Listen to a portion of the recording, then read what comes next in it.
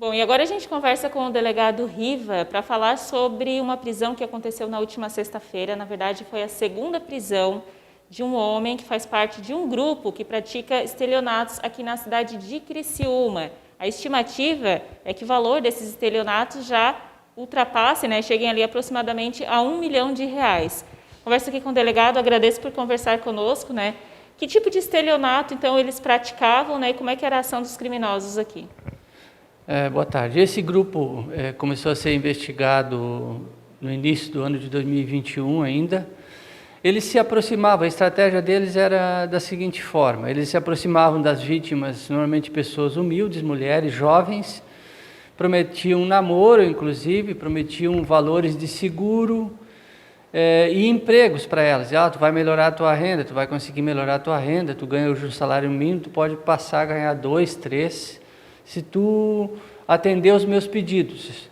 Os dois daí se pediam para que elas fizessem compras no comércio, utilizando-se do nome delas. Elas faziam as compras no comércio, eles desapareciam com os objetos, vendiam os objetos a terceiros, e elas, as vítimas, segundo elas, se deram conta das fraudes, à medida que começaram a ser cobradas pelos credores, pelas pessoas, os bancos que, por exemplo, que comercializaram, que financiaram esses veículos, e as lojas que venderam esses objetos a crédito para elas. Então quer dizer que eles abordavam essas vítimas, Tinha ali uma conversa inicial, até falando em namoro também, falava para comprar esses bens no nome delas, no caso elas serviam como laranja, e depois então a pessoa fica com a dívida, assumindo aquela dívida então que eles inicialmente tinham falado que iriam pagar. Exato, são pessoas, os dois presos que foram presos recentemente são pessoas de boa aparência, jovens. As mulheres ficavam interessadas neles, inclusive, porque eles são muito bons de conversa, e acabavam então confiando neles e fazendo essas compras no comércio. Os prejuízos chegaram a ultrapassar R$1 milhão. Nós tivemos casos de vítimas que compraram. Uma das vítimas comprou com auxílio dos familiares dela, que ela pediu auxílio inclusive para os pais, e comprou 11 veículos para eles, e esses veículos não foram apreendidos. Nós apreendemos 2 veículos que estavam financiados no nome deles mesmo, que estavam rodando. Esses veículos foram financiados no nome das vítimas, não foram apreendidos ainda, e as vítimas ficaram com essa obrigação, então, de ter que pagar esses bens aí sem ter posse, e ficaram no prejuízo. Delegado, o que esses criminosos falavam para essas vítimas? Que depois eles iriam pagar de uma vez só, iriam pagar mês a mês? Tem essa conversa, assim, o que eles falavam para convencer elas realmente a fazer uma dívida alta no nome delas? Eles prometiam valores a partir do momento que eles iam vender os objetos, esses objetos adquiridos. Nós vamos vender depois, vamos conseguir um percentual para vocês. Nós também temos um valor de seguro, esse seguro não existe, Um valor de seguro que nós vamos passar uma parte para vocês não vão ficar no prejuízo. Acreditem que vocês não vão ficar. E elas, acreditando nessa conversa, os dois são muito bons de conversa, acabaram sendo induzidas em erro, então, e fazendo essas compras e sendo lesadas nesse montante aí todo. Bom, 2 homens já foram presos. A Polícia Civil tem mais algum suspeito, estimativa de mais pessoas envolvidas nesse crime?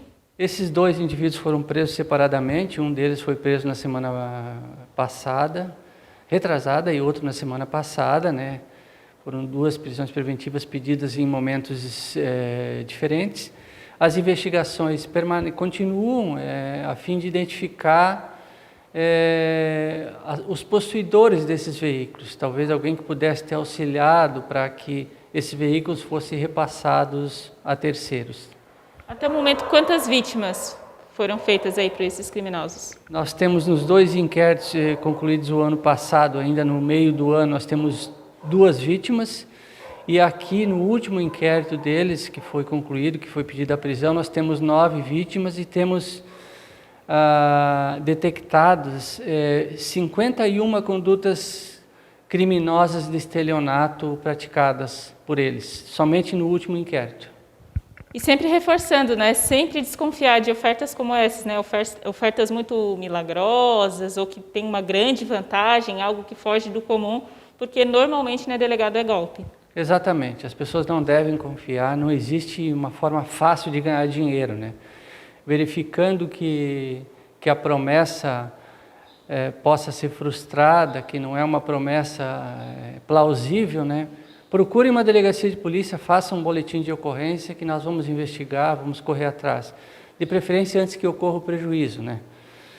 Depois de constatado o prejuízo e os bens sendo espalhados pelo território, por onde esses vários bens adquiridos, fica difícil se recuperar, conseguir recuperar, né?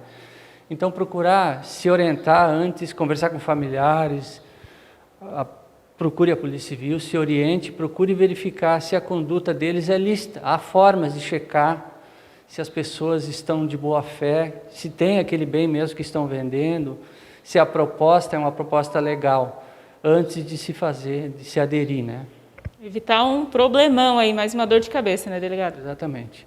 Esses 2 indivíduos devem responder por esses crimes de estelionato e ainda a associação criminosa. Nós esperamos, contamos que a justiça seja eficaz, esteja atenta, o Ministério Público, todo o sistema de justiça fique atento para esse tipo de questão, para que eles permaneçam um tempo presos e depois, então, sejam condenados por essas condutas, tendo em vista o grande prejuízo causado.